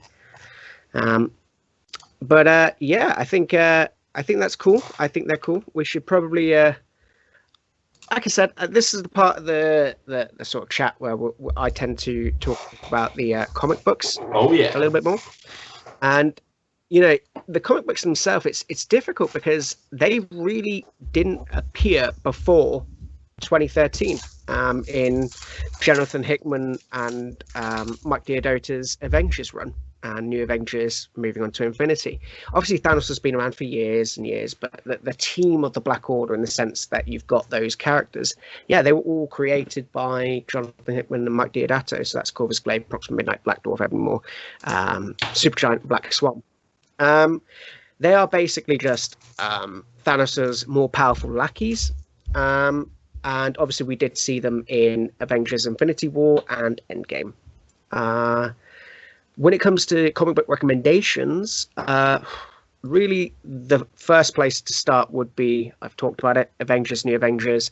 But if you wanted to skip those issues, obviously you're missing out on some fantastic comic books. But what you can do is just go straight to the Infinity storyline, which was the six-part story, which really dealt with the outcome of maybe not the full outcome, but this is where Earth is vulnerable, and Thanos can see that, and he sends out the Black Order to scout it out, and this is the invasion part of it. So this is a lot of where the influence for Infinity War comes from, the movie, and it's a very good comic book run. So absolutely get yourself out for that. I think I did talk about it when I talked about the Avengers. So this is Jonathan Hickman and Jim Cheung. Really good. Illuminati, Avengers, Black Order, all three teams clashing. Definitely worth a read. The other one, which it was okay. Like, it wasn't the best comic I ever read, but it was literally just Black Order Volume 1. So this is a relatively more recent one. I think this is a 2019 run. And this was written by Derek Landy with art by Carlos Magno. And this is like a secondary Black Order team without Thanos at the lead. So this is like Ebony Maw, Black Dwarf, Proxima, Black Swan, and Corvus Glaive. It was cool. Like, these are cool characters. That's basically it. Like, it deals with like the treachery of Ebony Maw, and you get to see Maw do his own like mind game stuff and mind game shenanigans. You've got to really like the characters to be interested in it, though, because it's a 5-issue run. It's nice to look at, to be fair. I mean, the artwork is good, but yeah, didn't add all that much, but it's just more storylines with these characters that we're seeing more and more. Just because I know that they do pop up in Guardians of the Galaxy, they pop up in Avengers comics as well. I think there's the run that I was talking about where I think Hela joins the team. That's within like the Avengers issues 676 to 685. So they're in there as the enemies for a run there. But the one that I did want to talk about, and I very briefly mentioned it in Thor's run, but this was when Thor became the Unworthy Thor. So this is spinning out of the original Sin storyline. And so it's written by Jason Aaron with art by Olivier Coipel. So it's going to be pretty as all hell. Again, this is definitely with Hela on the team. And we have the multiple universes, and it's the quest to really try and get Ultimate Thor's hammer. Both Thor and Thanos obviously want it, and it's really cool. So yeah, definitely check out that one. So that was from 2017, so again, relatively recent. It's only 5 issues. I want to say 5 or 6 issues. Yeah, 5 issues. And really, you do get to see pretty much all of the Black Order with Black Swan in as well, being an enemy to Beta Ray Bill and the Unworthy Thor. Who will get the hammer of the Ultimate Thor? Will it be Thanos? Will it be Thor? Guess you'll just have to read to find out. And obviously, we couldn't touch on Thanos and not talk about the amazing storyline of the Infinity Gauntlet, written by Jim Starlin and with art by George Perez and Ron Lim. This was from July 1991. It's a 6-issue story, so it's pre-me, which it's good. It's good if I'm recommending it, and it's pre-me. But yeah, this really has left a massive legacy in the comic books. It's span out into many storylines involving Thanos, involving his own in his own comic run, Avengers Volume 4, written by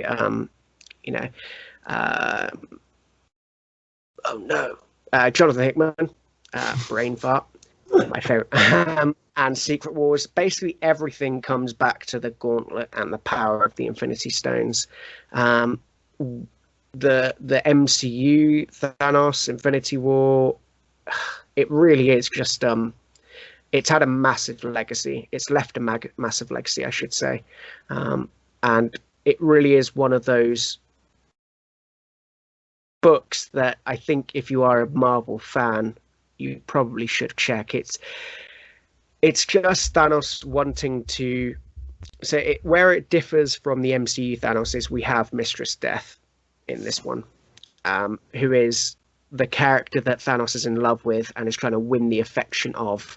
She is the embodiment of death in the Marvel universe, and using the stones to wipe out half the universe, he's hoping that amount of death will cause death itself to fall in love with him. And it's the recovery. It's basically the story of the recovery of the heroes that are left, trying to take down Thanos. So yeah, I think it would be remiss of me to not talk about the Infinity Gauntlet.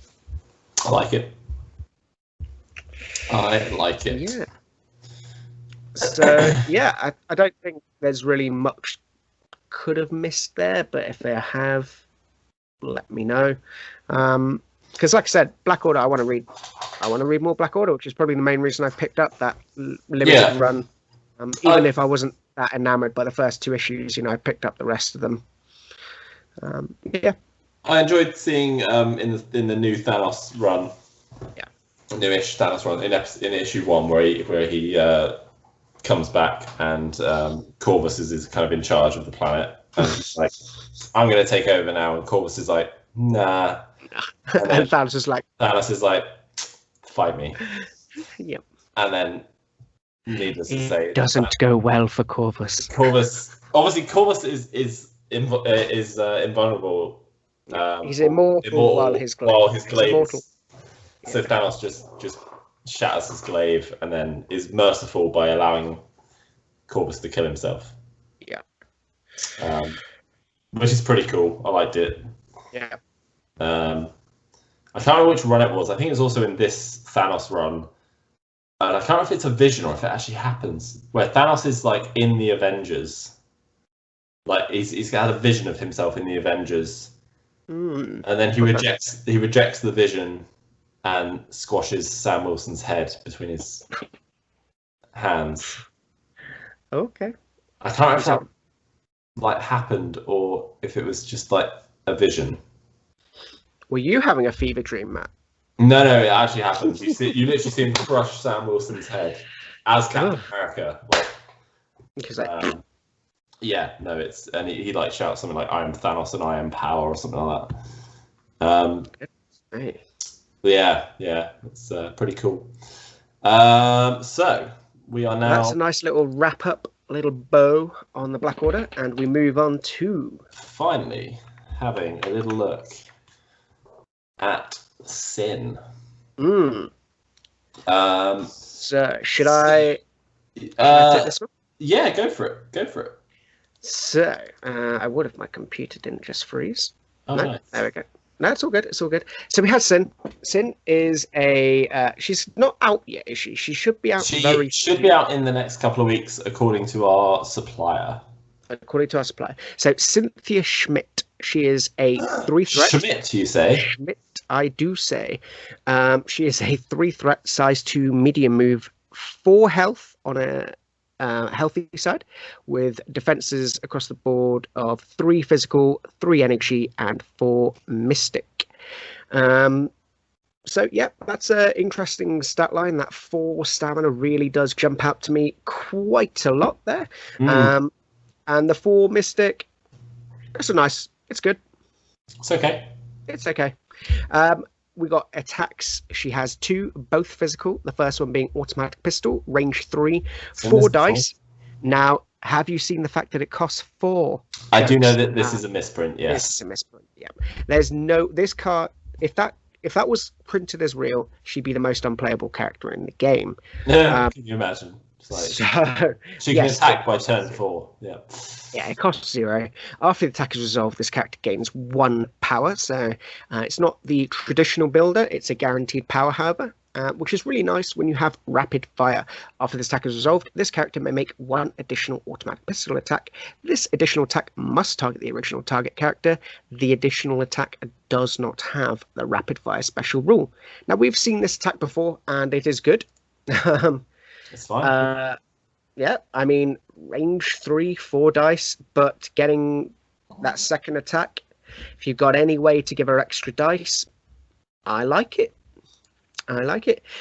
We then move on to her Make It Personal. This is her spender. It's range 2, 6 dice for 4 cost. We do have quite the trigger. That looks to be a crit and a wild, is that? Which Possibly. Is... Yeah, I think it's a crit and a wild. Yeah, it is. I'm assuming it's a crit and a wild. If it's pretty good. I don't think it would be a hit and a wild, just looking at the actual trigger itself, which is after the attack is resolved, this character may make an additional Make It Personal attack without paying the cost. The additional attack must target the original character, and this time it is a mystic attack instead of its normal type. This additional attack does not have the insult to injury special rule. So basically, she slices you up and then laughs at your face. So yeah, she really does kick you while you're down. Oh yeah, it's cool. It's fun. Yeah, it's it's range 2, so. Are you going to use it all the time?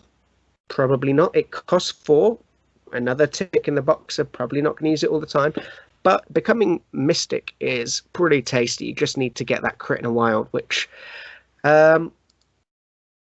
isn't guaranteed on 6 dice by any means. So you really do. Sorry, you really do want to be trying to get some more dice if you're fishing for that trigger. I will skip the big block of text, which is her leadership ability, but spoiler alert, she is the second leader for the Cabal. I will move on to her active superpower, which is Hit and Run. We have seen this before. It costs 2. It is an action. This character immediately makes an attack action, followed by a move action. This superpower can be used only once per turn. What do we think? Yeah.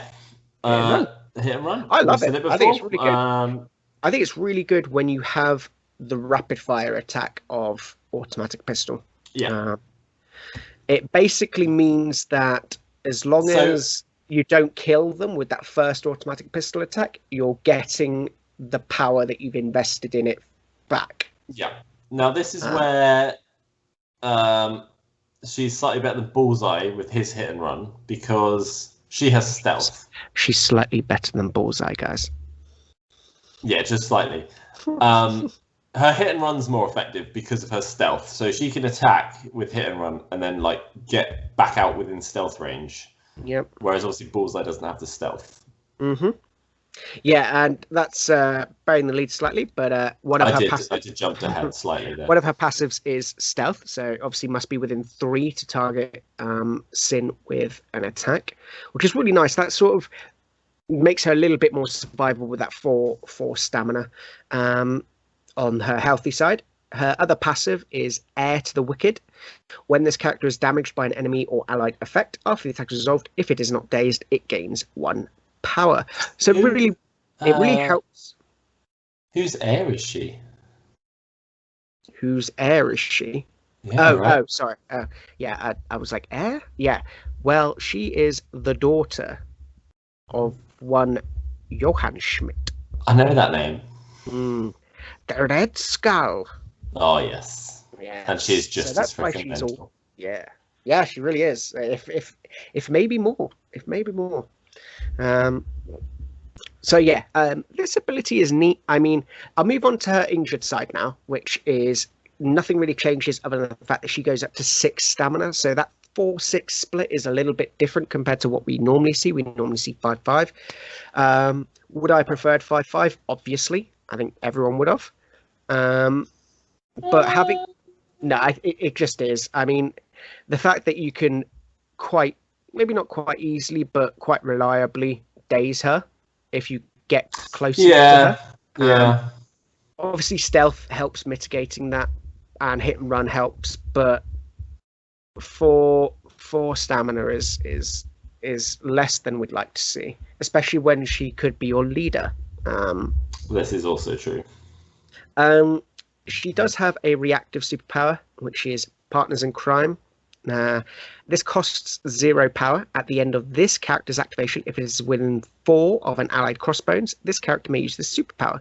If the allied crossbones does not have an activated token, he may activate before your turn ends.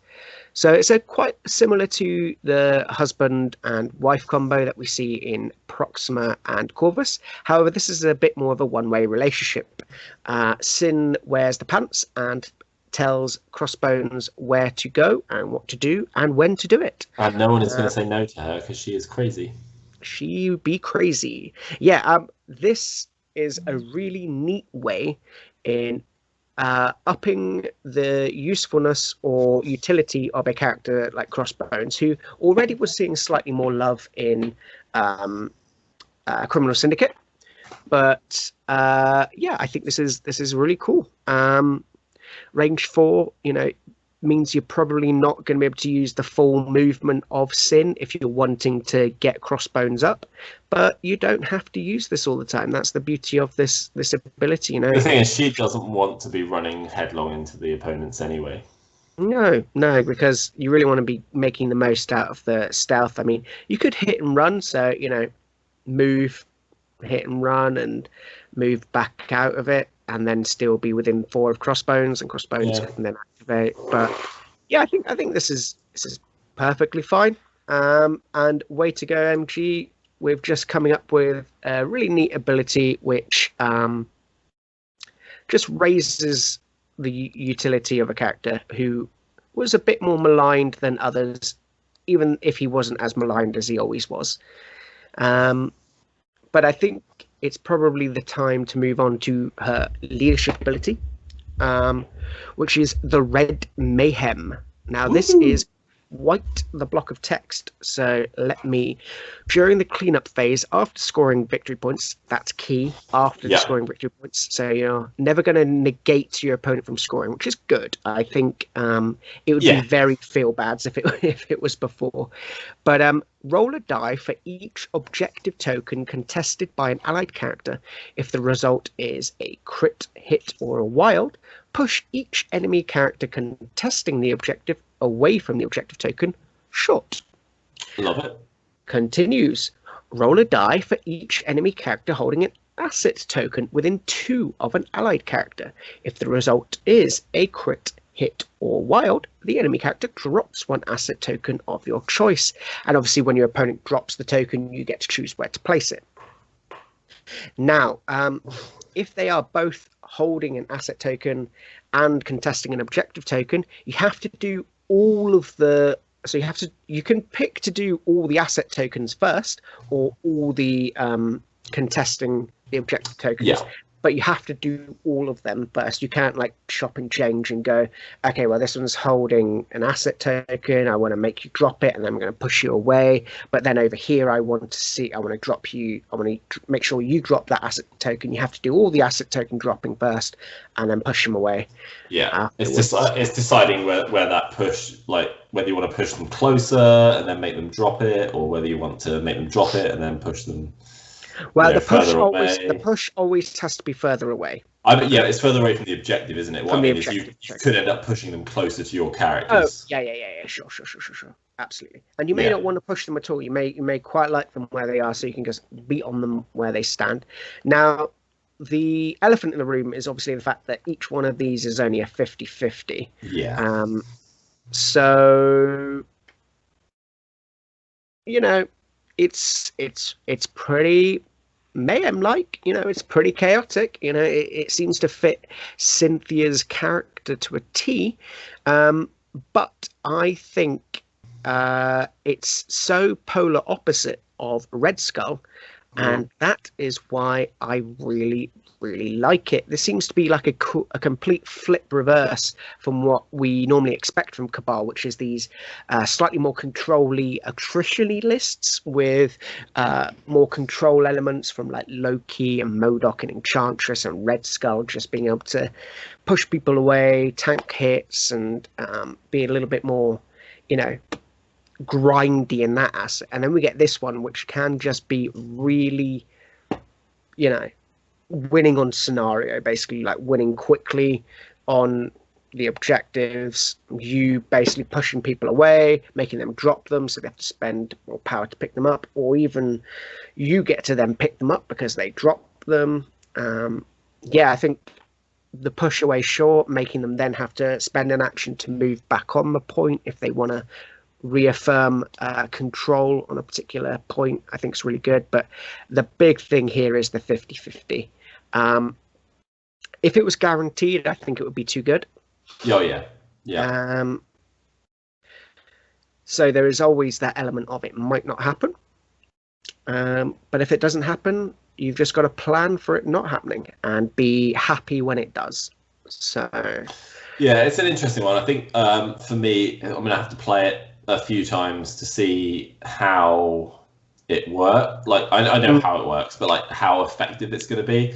Yeah. Because obviously it's not stopping the opponent's scoring. Obviously this is done after the scoring phase, but it sets up them next turn, them having to re-pick up the objectives, potentially not being able to run away straight away with them, knocking them into a closer attack. And also you can kind of use her if you're running her and Crossbones, which seems like a reasonable plan. You can kind of plan ahead and partner in crime so that maybe you get priority next turn, so that if they do suddenly drop all these objectives, you're in a good position to grab and run. So I can see some good uses for it, but I just want to say here, it is asset tokens, so it's not civilian tokens. Civilians. Yeah. So we're looking at hammers and the cores. No. The core is an asset token, isn't it? Yes, the core. Yeah. But also the I was going to say Tesseract. The cubes, cosmic cubes. Cubes. Yeah. And at 3 threat, I think you have access to, or you have the ability to go quite wide. Now. So this is what I want to be doing with my baddie roster. I think I've got a roster built, and it's quite a flexible one. It runs both Sin and Red Skull, because I actually think Sin runs really nicely in Red Skull with that rapid fire. Just being able to get a lot more power. Does she have a lot that she wants to spend power on? No, but that's why you take things like advanced R&D, and she can become that battery which really spreads the power about. Is Red Skull as good in Sin's leadership? I mean, it's difficult. It's difficult because you don't really. There's nobody who's going to be bad in her leadership. You just need to be contesting an objective so you can push them away. Other than that, it really doesn't. She doesn't matter. But I think what I've got there in my idea is the Sin for a slightly more go wide sort of win on scenario, win on objectives. And then you've got Red Skull and sort of, more control-y elements with MODOK and Enchantress, and being able to sort of control the battlefield slightly more. And obviously MODOK and Enchantress are still really good in Sins. So there's a lot of different ways I think you can go. Do we know as well that she is affiliated in Criminal Syndicate as well. So that really does, if you want to open up a crossover there with Criminal Syndicate. Obviously she works well with Crossbones. So I think I do. Crossbones is 3, right? Crossbones is 3, correct? Yeah. Okay. Yeah, I mean, what I'm basically looking at here is sort of like a core of sort of Sin, Mystique, Baron Zemo, and Crossbones at sort of 12. You take your pick out of those ones there, and then you can sort of flavor to taste with whatever else you need. I mean, you can obviously drop one of them. I really like Zemo just for the rerolls. I think Zemo's rerolls really do help quite a lot, particularly with characters like Crossbones and like Sin, who has that really nice trigger if you're trying to get it off with the Make It Personal. Yeah. But so yeah. Here's a 17 for you. Okay. I think it's 17. Mm-hmm. Sin. Uh-huh. Crossbones. Mm-hmm. Zemo. For 9, right? That's a nice 9-point core. I love it. The next 8 points is something we've discussed today. Oh, okay, yeah. Corvus Proxima Reality. Yes, then you really do have that level of control, don't you, over priority? Oh, yeah. That could be a 3 activation list, potentially. And I feel like that could eliminate some characters and... Yeah. That can definitely do stuff. And that stuff would be relatively unpleasant. Yeah. You got a couple of long movers, a couple of mediums, and a short, obviously, with Crossbones, but... Yeah. We can mitigate that. There's ways around that, yeah. Yeah, I like that. So, yeah, I think Sin's cool. I think Sin really does add that injection of life to the Cabal affiliation. She adds that little injection of life to Crossbones as well. And really, you're going to be rolling dice with her. And what more do you want in a character? And it's a nice looking tactical rock. It's a really cool model as well. Yeah. I mean, the model in general is sweet. Yeah, I think the card is cool. We're definitely going to see her on the battlefield. She's going to be played, and we're going to enjoy the heck of it. Oh, yeah. I enjoy painting that model as well. It's nice. Very cool. I do like the red and black. So that's it for another week. Is that for one more week? Yep. Thank you for telling us all your secrets about Blackwater. I enjoyed it. And who shall it be next time? Well, your choice, my friend. We're just going to go A-Force. Simple as, I want to leave Wakanda to you, and I've never played the Guardians, so. Yeah, I don't know. Got to be A-Force. When we're going to get to Guardians, because none of us are. You know what?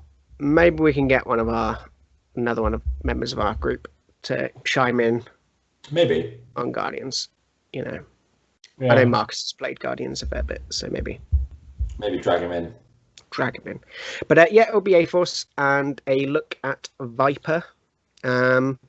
Obviously, the big thing we didn't really talk about today was the changes in the ban restricted list. Oh, yeah, that's a good point, actually. I mean, we can obviously look at that now, but I think maybe we'll look at it at the beginning of next week. Yeah, let's chat about it next week. Just because a lot did come out this week. Obviously, we had that game, we had the panel to play, we had the Falcon model. And then we also didn't mention the Miss Marvel model as well. Exactly. Yeah. So there was a lot that came out this week. We'll look at the updates to the ban restricted, what we think of it, at the beginning of next week's episode. So that's shaping up to be a good one. Yeah. Don't forget to comment down below if there's anything we missed, anything you like. Give us a shout. And yeah, we will catch you next week. Until then, see you later, Matt. See you later, Pat.